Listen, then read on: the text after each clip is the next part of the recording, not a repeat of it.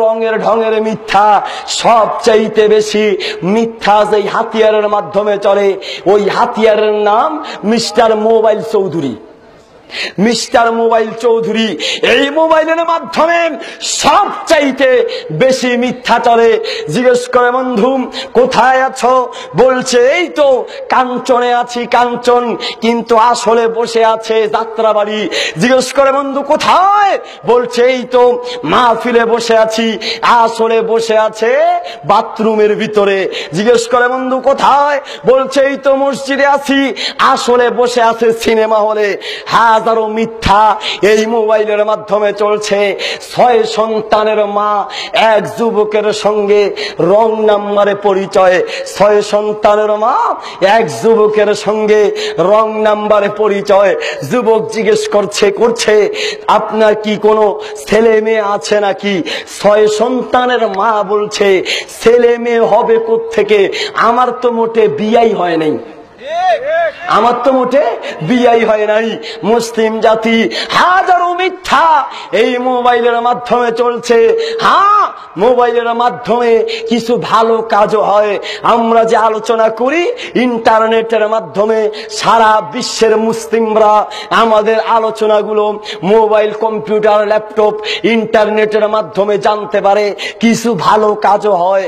ভালো কাজে লাগাতে চাইলে লাগানো যায়, তবে বেশিরভাগ মানুষ এই মোবাইলের মাধ্যমেই ধ্বংস হচ্ছে। রাতকে রাত প্রায় যুবকদেরকে দেখা যায় রাতের পরে রাত কেটে যায়, ওনার আঙ্গুলের গুতাগুতি শেষ হয় না। এত বড় মোবাইল, এত বড় মোবাইল নিয়ে বাস পকেটে তো রাখতে পারে না, রাখলো রাতের বেলা মোবাইলটা খুনে একবার আঙ্গুলের উপরে ঠেলে, একবার নিচে নামায়, একবার উপরে গুতায়, একবার নিচে গুতায়। মারে মা, ফজরের নামাজের টাইম, রাত শেষ হয়ে যায়, ওনার গুতাগুতি শেষ হয় না। এজন্যই বড় আশ্চর্যের কথা, মিশকাতুল মাসাবিহের 459 নম্বর পৃষ্ঠায় আল্লাহর নবী মুহাম্মদ সাল্লাল্লাহু আলাইহি সাল্লাম বলেছেন, সায়াতি আলান নাসি জামানুন আসসাবিরু ফীহিম কাল কাবিদি আলাল জামার। এই পৃথিবীর বুকে এমন একটি যুগ আসবে, যেই যুগের ভিতরে মানুষের ঈমান রাখা তেমন কষ্ট হবে, হাতের ভিতরে জ্বলন্ত আগুন ধরে রাখলে যেমন কষ্ট হয়। মুসলিম জাতি বর্তমানে তাই হচ্ছে, তাই ঈমান রাখা বড় কঠিন ব্যাপার। মিশকাতুল মাসাবিহের 78 নম্বর পৃষ্ঠায় একটি হাদিস রয়েছে, আল্লাহর নবী সাল্লাল্লাহু আলাইহি সাল্লাম দোয়া শিক্ষা দিয়েছেন, উম্মত আল্লাহর কাছে দোয়া করো, আল্লাহুম্মা বাইদ বাইনি ওয়া বাইনা খাতায়ায়া কামা বা'আতা বাইনাল মাশরিকি ওয়াল মাগরিব। আল্লাহ পূর্ব থেকে পশ্চিম যত দূরে, পূর্ব থেকে পশ্চিম আল্লাহ যত দূরে, আমার থেকে গুনাহকে আল্লাহ ততটুক দূরে সরাও। গুনাহ যদি দূরে থাকে, গুনায় লিপ্ত হওয়ার কোনো সুযোগ থাকে না।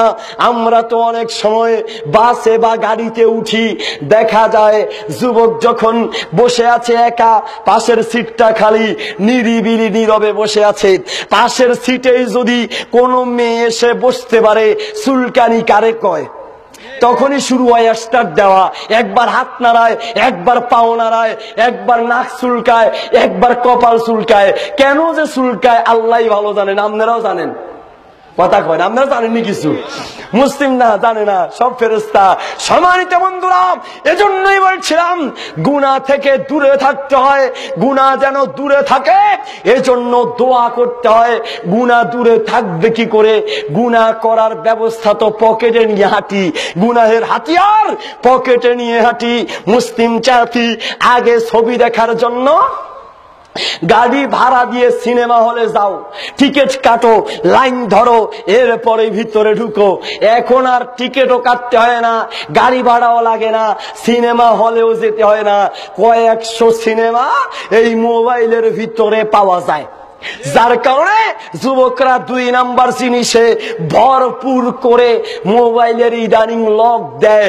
লক যে কোন লক, আঙ্গুলের 14 রঙের ঘুরাইয়া এরপরে লক দেয়, মনে করে কি সালাক, আপনার ছেলের বাপ দাদার 14 গোষ্ঠী ফেল হয়ে যাবে, আপনার ছেলের লক খুলতে পারবেন না। কারণ লক এমন ভাবে দিছে দুনিয়ার কেউ জানে না, তবে একজন জানেন, তিনি কে?